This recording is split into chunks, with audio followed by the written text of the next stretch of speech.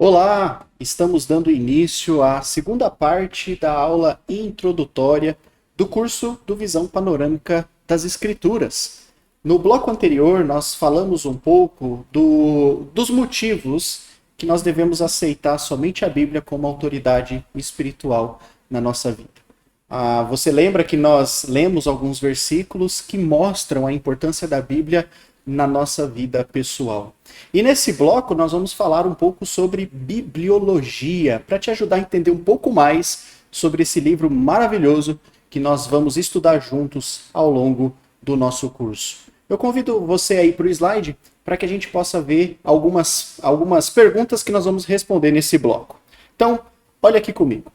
Então, nós vamos falar um pouco sobre bibliologia nesse bloco e as perguntas que a gente vai responder durante esse tempo juntos é: como a Bíblia foi escrita? Então a gente vai responder essa pergunta.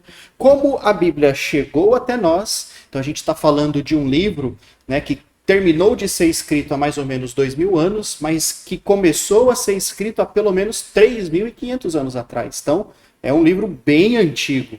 Então nós temos aí mais de 40 autores que viveram em lugares diferentes, de culturas diferentes, e tudo isso foi compilado e chegou até as nossas mãos. Então a gente vai falar um pouquinho sobre isso hoje e principalmente como a Bíblia foi organizada. Então são 66 livros organizados aqui dentro, a gente vai falar um pouquinho disso hoje também, beleza? No próximo slide a gente já vai trabalhar um pouco com o significado da palavra Bíblia. Então, olha lá comigo. O termo Bíblia, ele vem, o termo bibliologia, né? Então a gente vai falar um pouco dessa área da teologia que se chama bibliologia. Então vem do grego. Então são uma junção de duas palavras. Então a primeira palavra é biblion, uma palavra grega que significa livros, e a palavra logos. A palavra logos significa estudo e palavra. Então, logo, quando a gente faz essa junção, a bibliologia, né, essa palavra, ela significa, o estudo da Bíblia, tá bom? Então, a gente vai fazer esse estudo da Bíblia, que é estudar a Bíblia, que fazer umas observações, né, para a gente entender como é que ela foi escrita, como é que ela foi copiada, como é que ela chegou até nós e principalmente como ela está dividida. Eu não sei se você já tentou em algum momento ler a Bíblia, né, em ordem ali, você abre a Bíblia em Gênesis, começa a ler e em algum momento você se perdeu nas histórias. É justamente porque a Bíblia ela não está numa ordem cronológica do começo ao fim. Então a Bíblia está separada em maneiras diferentes, em setores diferentes, né, de tipos de livros diferentes. E entender como a Bíblia está organizada ajuda a gente a entender a história que a gente está lendo quando a gente abre algum texto dela, tá bom? Vamos lá no slide para a gente dar continuidade. Pois bem, então como é que a Bíblia ela foi escrita originalmente? Então, vamos pegar primeiro o Velho Testamento, que é um tempo assim muito mais antigo, né? Então, mais ou menos há 3.000 anos atrás, a Bíblia era escrita em papiros, né? E esses papiros eram um material que eles tiravam, eles produziam através dos juncos. Então, olha aqui que interessante, né? Esses juncos aqui. Então, o que são esses juncos? Juncos é uma espécie de cana de onde eles produziam o papiro. Então, basicamente, eles pegavam a cana, eles cortavam elas em ripas, você pode ver isso no Google com mais detalhes, e você vai ver todo o processo que essa cana passava justamente para que eles conseguissem produzir um pedacinho de papel, né?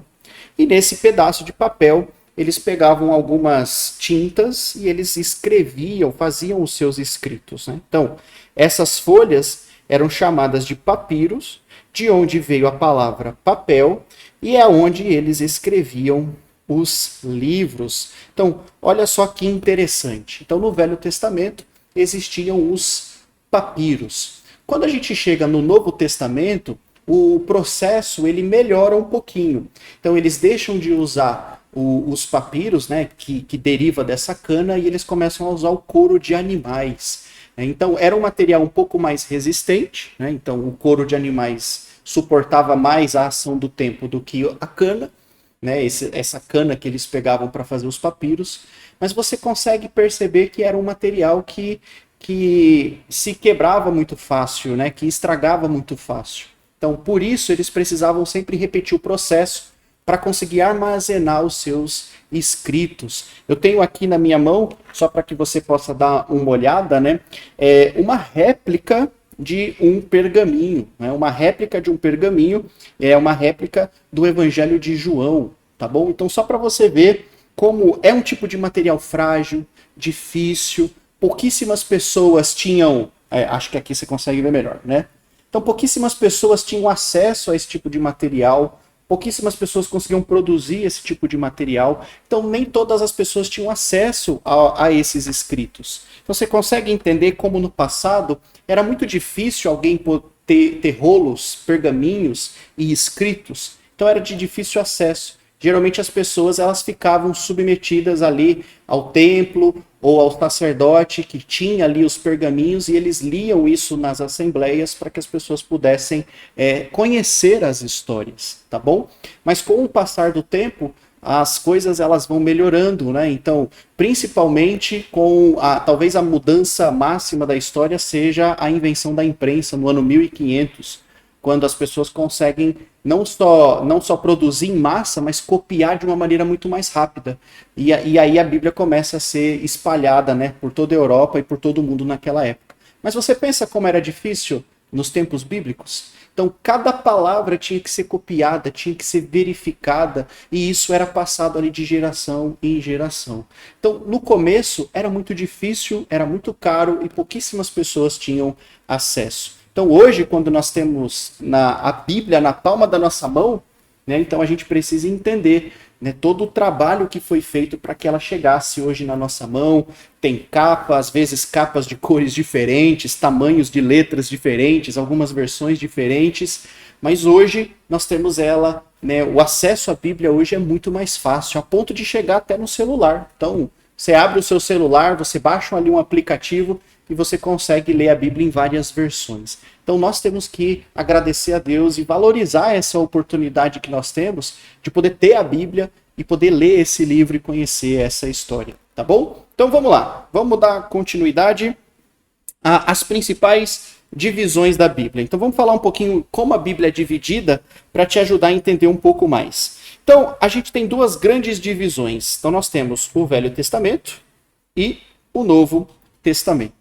Então, o Velho Testamento, ele conta com 39 livros que foram escritos em hebraico e alguns trechos em aramaico no período de 1400 anos antes de Cristo até mais ou menos o ano 400 antes de Cristo. Então, Moisés foi o primeiro autor a escrever os primeiros livros e Malaquias foi o último. Então, quando a gente olha para o Velho Testamento, você já percebeu que o Velho Testamento demorou 1000 anos para ser escrito. Então foi 1000 anos para ser escrito o Velho Testamento.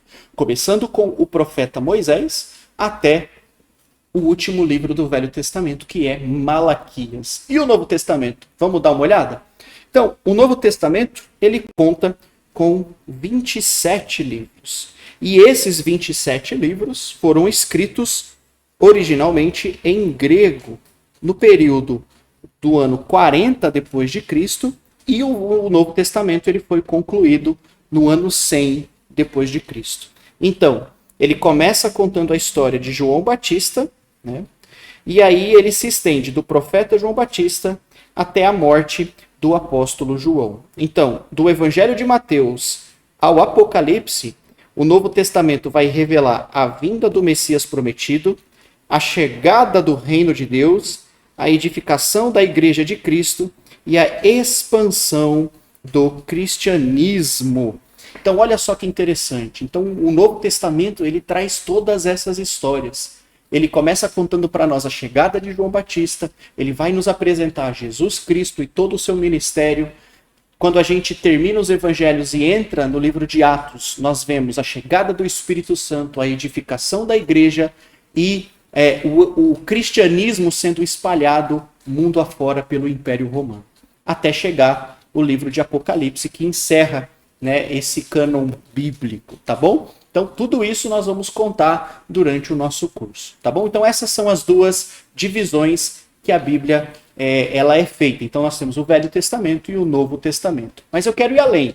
Eu quero trazer para vocês com mais detalhes como é que o Velho Testamento está organizado e como o Novo Testamento está organizado. Vamos voltar para o slide? Então olha lá. Vamos ver primeiro como é que o Novo Testamento... Opa, deixa eu voltar aqui. Vamos ver como o Velho Testamento primeiro foi organizado. Então, se você tiver a sua Bíblia aí na sua mão, eu convido você a abrir ela no seu índice, tá bom? Então, logo nas primeiras páginas, tem ali o sumário, onde nós temos ali, onde você pode ver todos os livros da Bíblia e ver as páginas onde começa cada livro. Então, abra lá, para que você possa acompanhar comigo esse slide, tá bom? Então vamos lá. Quando a gente olha para o Velho Testamento, a primeira divisão que nós temos são chamados, né, o primeiro setor a gente chama de Pentateuco, tá bom? Então o Pentateuco são os primeiros 5 livros da Bíblia. Eles são chamados de Pentateuco, que significa ensinamento, instrução, ou lei. Então, quais são os primeiros 5 livros da Bíblia? Então, são Gênesis, Êxodo, Levítico, Números e o livro de Deuteronômio. Então, esses primeiros 5 livros da Bíblia, eles recebem o título de Pentateuco, os primeiros 5 livros da lei. Então, nesses primeiros 5 livros, vai contar para nós a criação do mundo, a criação do homem e da mulher, a queda de ambos, né, pelo pecado, e principalmente a criação da nação de Israel. Então, nesses primeiros 5 livros da Bíblia, nós vemos todas essas histórias, tá bom? O Velho Testamento, a próxima seção que o Velho Testamento é dividido, é chamado de livros históricos, tá bom? Então, o próximo setor são os livros históricos. Eles são os 12 livros seguintes, e eles contam a conquista da Terra Prometida pela nação de Israel, passando pelos juízes, monarquia, exílio e até o seu retorno. Então, quando você olha aí para o sumário da sua Bíblia, quais são os 12 livros depois do Pentateuco? Ele começa com o livro de Josué. Então, Josué, Juízes, Ruth, 1º e 2º Samuel, 1º e 2º Reis, 1º e 2º Crônicas, Esdras, Neemias e Esther. Então, esses livros são chamados livros históricos. Então, a gente vai ver todas essas histórias aí com detalhes. Então, desde da conquista da Terra Prometida, os juízes, a monarquia, a história de Saul, a história de Davi, a história de Salomão, até a divisão do reino, passando pelo castigo que Deus dá à nação de Israel, que é o exílio com a Babilônia, até o seu retorno e a reconstrução das cidades. Tá bom? Então, se você não sabe, não tem detalhes ainda do que a gente está falando, fica calmo, porque a gente vai trabalhar todas essas histórias com calma, tá bom? A próxima seção do Velho Testamento a gente chama de livros poéticos. Então, são os 5 livros poéticos nos proporcionam reflexões, meditações, orações e louvores a Deus. Então, os 5 livros poéticos, eles são Jó, Salmos, Provérbios, Eclesiastes e Cântico dos Cânticos.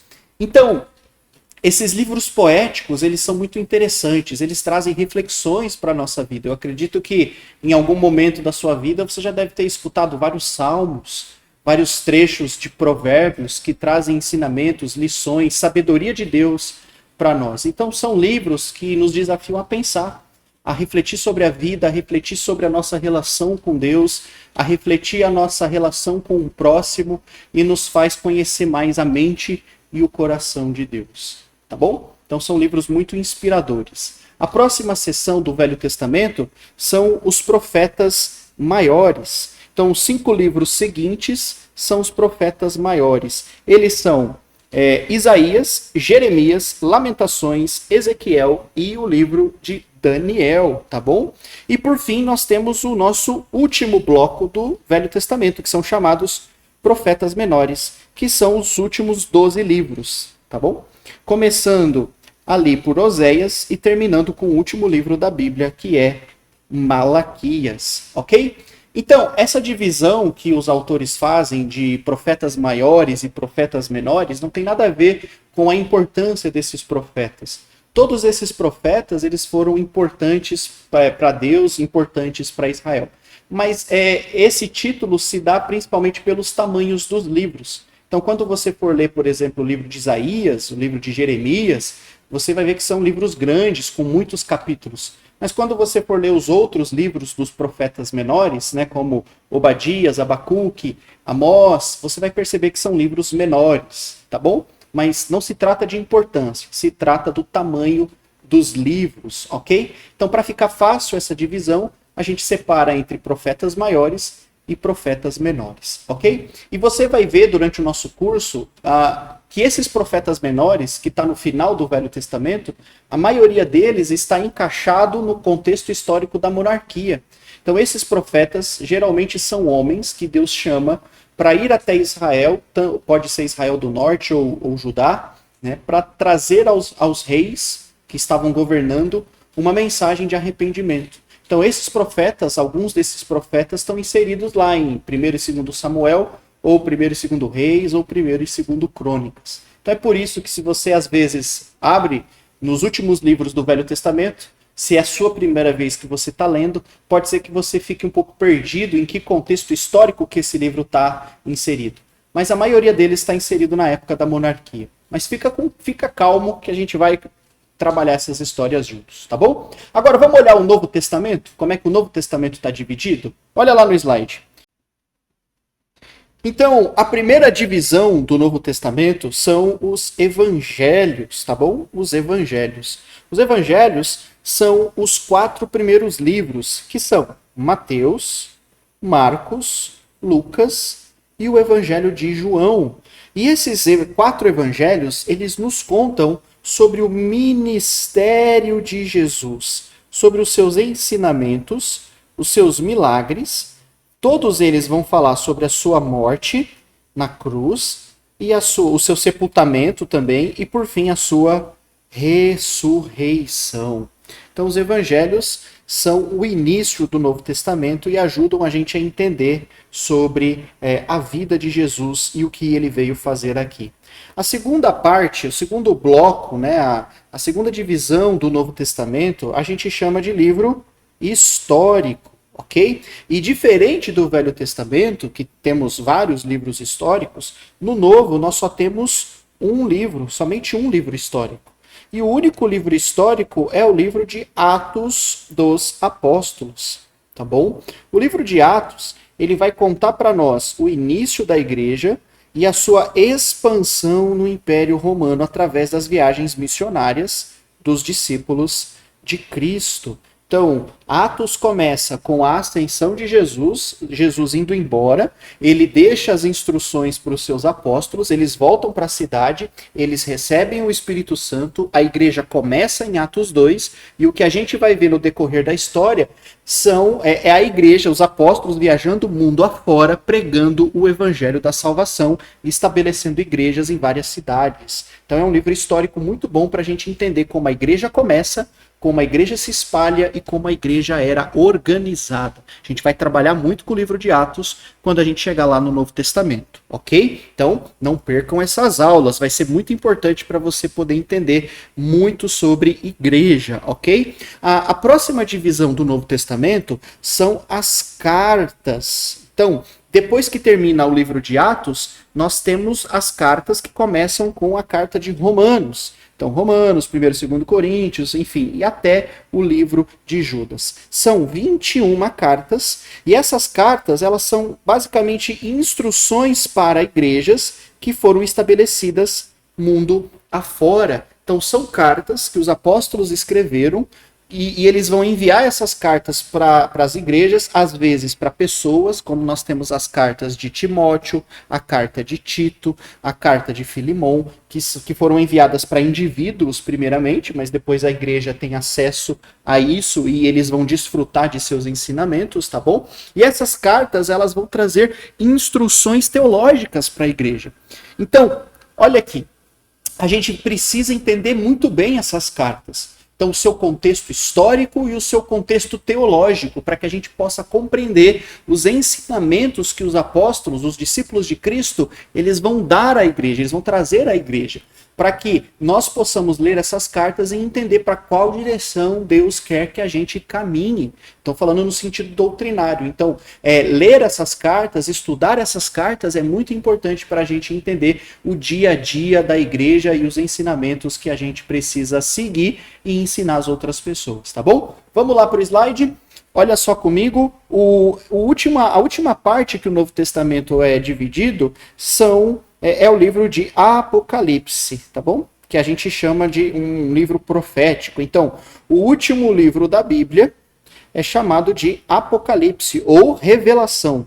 É um livro profético, cheio de sinais e de simbologia. Então a gente vai comentar um pouco sobre o livro de Apocalipse lá no final do nosso curso, sobre o que trata esse livro. A gente não vai ter tempo de trabalhar todo o livro e todas as suas especificações, então a gente vai fazer isso numa outra oportunidade, mas é um livro muito importante para a gente entender principalmente o contexto histórico, político e espiritual que a igreja estava passando naquele momento no final do século I, tá bom? Então a gente vai comentar um pouco sobre isso, beleza? Vamos lá então para o próximo slide.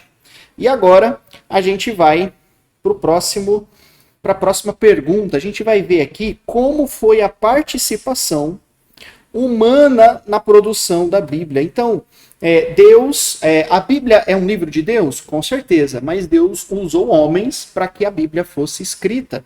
Então, foi um longo processo do qual Deus contou com a participação de homens, dos quais foram guiados pelo Espírito Santo para produzir a Bíblia, o livro mais bem preservado e traduzido de toda a história.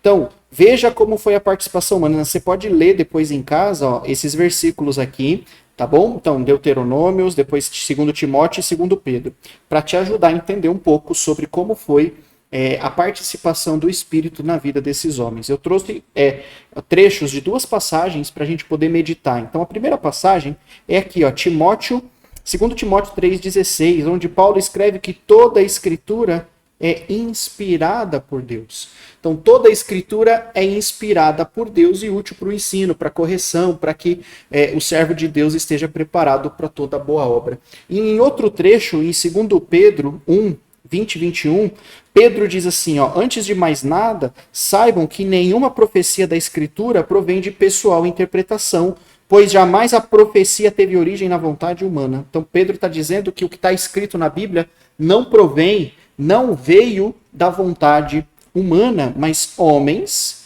falaram da parte de Deus impelidos pelo Espírito Santo.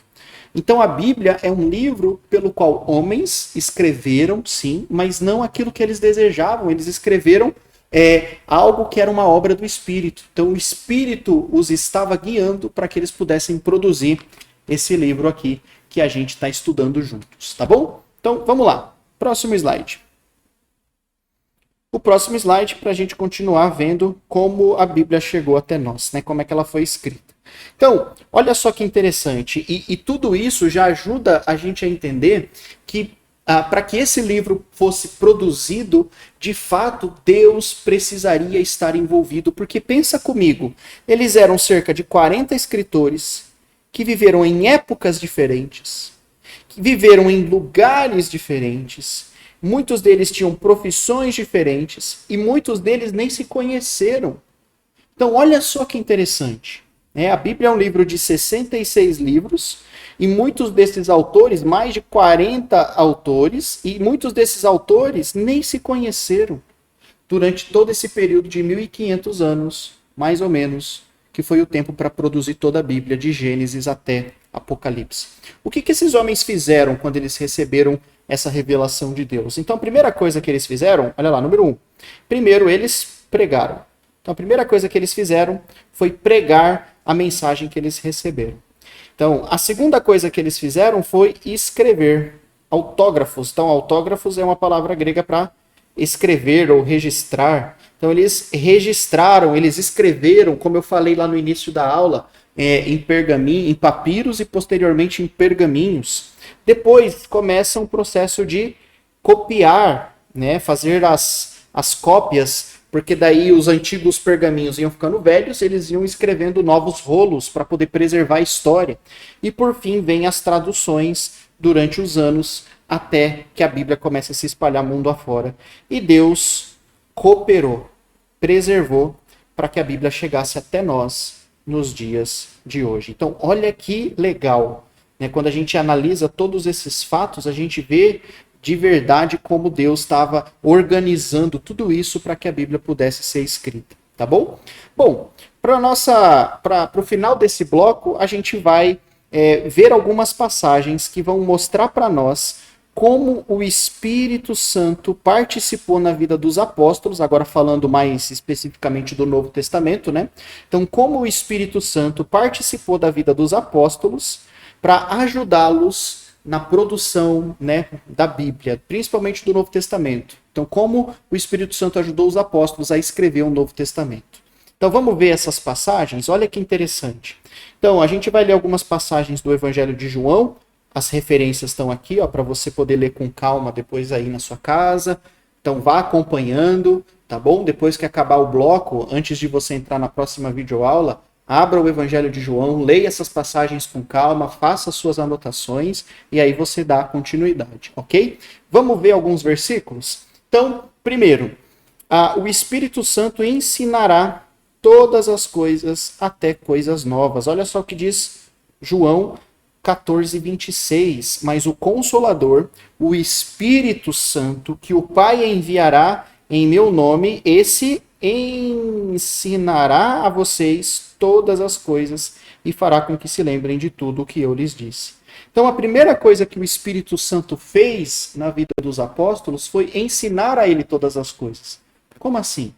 Então, a gente vai ver essas histórias com calma. Mas quando os apóstolos estão ali acompanhando o ministério de Jesus, você vai perceber que os apóstolos não entenderam na sua completude tudo que envolvia o ministério de Jesus.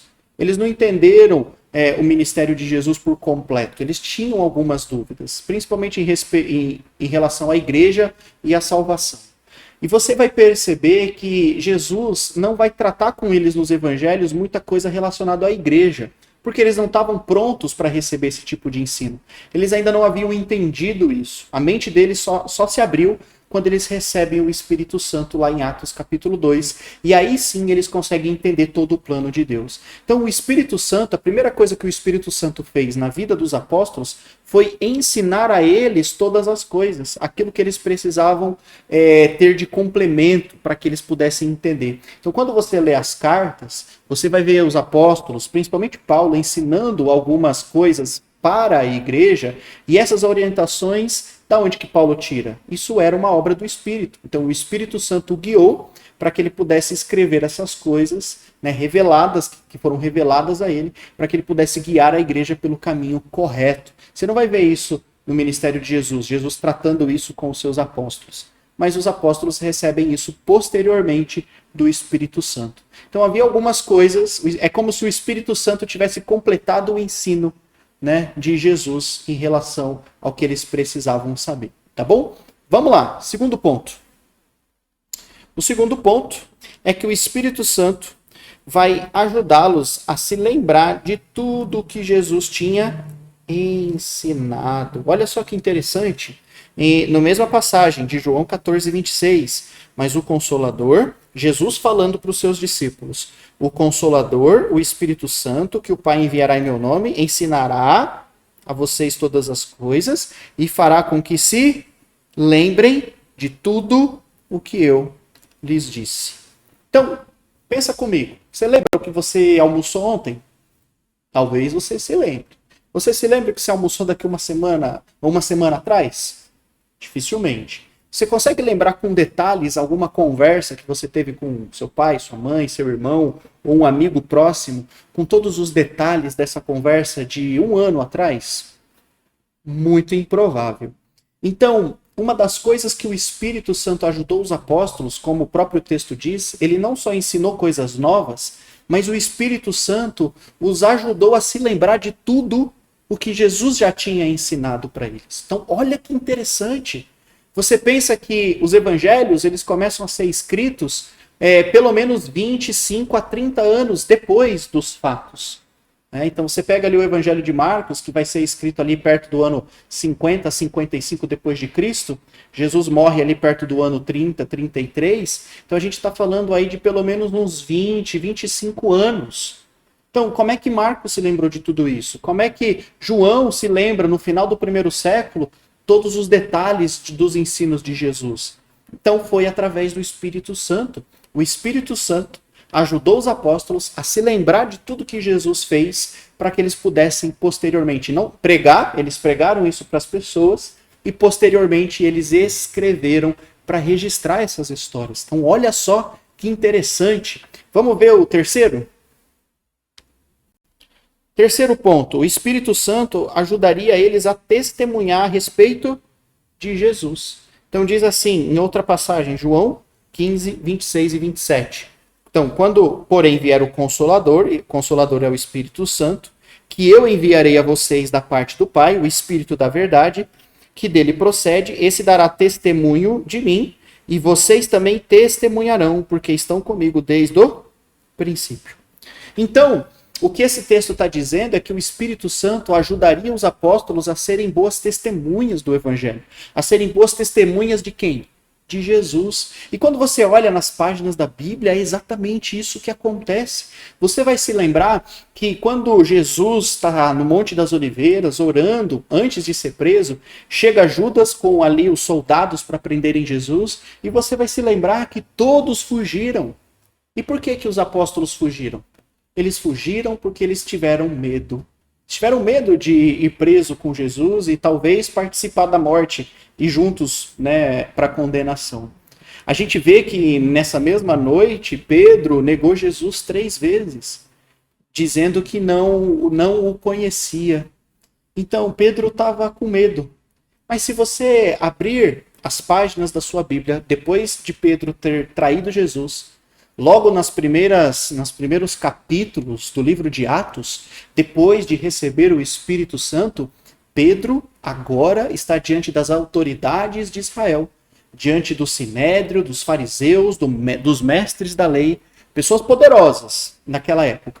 E diante daquela multidão, lá em Atos capítulo 5, Pedro diz para todos, importa obedecer a Deus antes do que aos homens.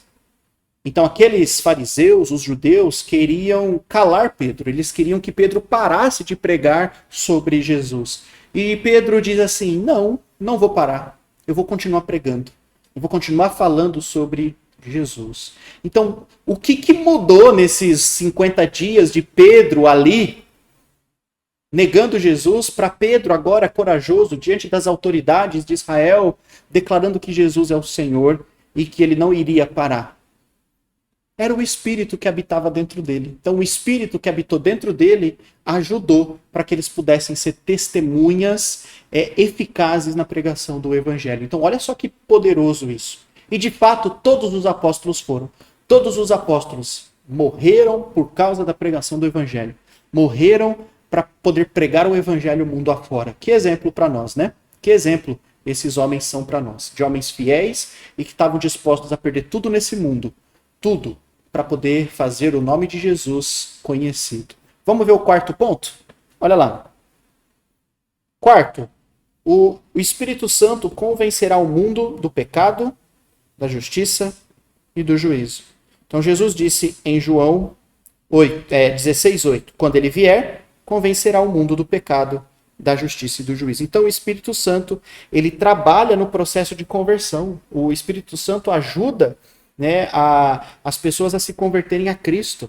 Então, o Espírito Santo ajudou eles na pregação do Evangelho.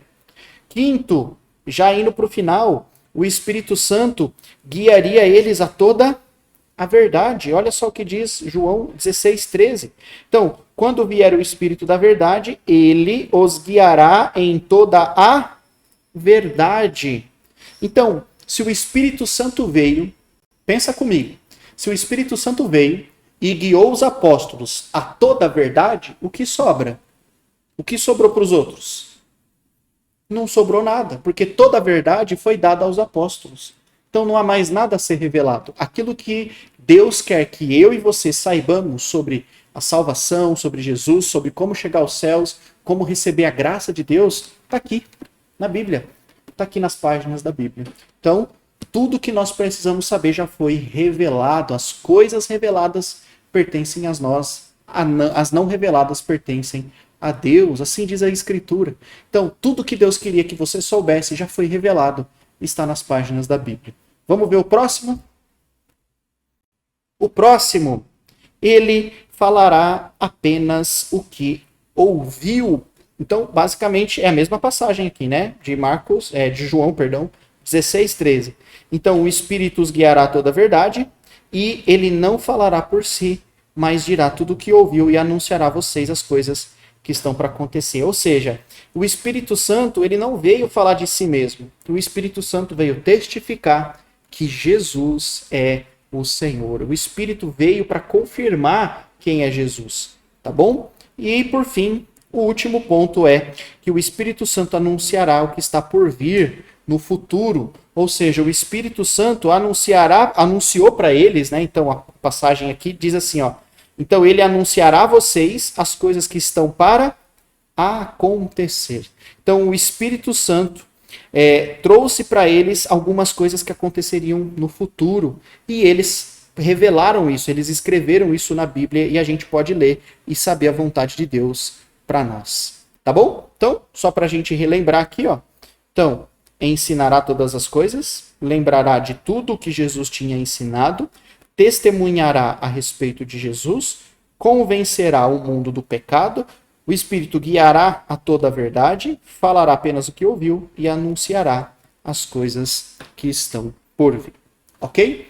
Então, olha só que interessante, né? A gente consegue ver nessas passagens como o Espírito Santo ajudou os apóstolos na produção do Novo Testamento. E esse livro maravilhoso chegou até a minha mão e até as suas mãos, né? Então, vamos aproveitar essa oportunidade, abrir a Bíblia e conhecer essa história maravilhosa, tá bom? Pois bem, no próximo bloco, nós vamos começar juntos a nossa jornada para conhecer a história desse livro fantástico chamado Bíblia. E antes de você entrar no próximo vídeo, eu convido você a ler os capítulos 1, 2 e 3 de Gênesis, ok? Então, para um pouco, lê os capítulos 1, 2 e 3 de Gênesis, faça suas anotações, as palavras que te chamam a atenção, né, daquilo que aconteceu na história, e no próximo vídeo nós vamos dar a continuidade no nosso curso, começando ali pelo período pré-diluviano, lá em Gênesis capítulo 1, com a criação de tudo. Ok? Eu espero você no nosso próximo vídeo.